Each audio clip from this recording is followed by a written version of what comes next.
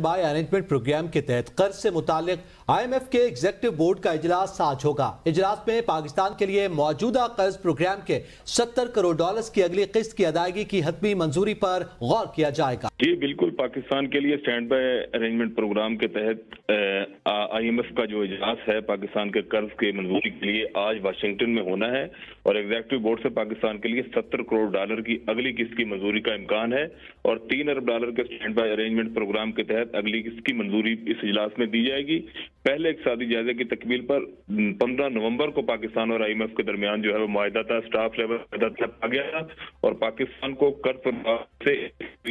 2 अरब dollar पहले ही मिल चुके हैं, जबकि IMF से 70 करोड़ डॉलर मिलने से जारी करदा रकम जो है वो 1.9 अरब डॉलर हो जाएगी। पाकिस्तान को 70 करोड़ डॉलर की किस्त मंजूरी की सूरत में 13 जनवरी तक मिल जाएगी और प्रोग्राम के तहत आखिरी किस्त के लिए मुज़ाकरात फरवरी के आखिरी हफ्ते में होंगे और दूसरे एक साथ जायजा मुज़ाकरात के तहत 1.1 डॉलर की फराहमी के लिए जायजा होगा। जी।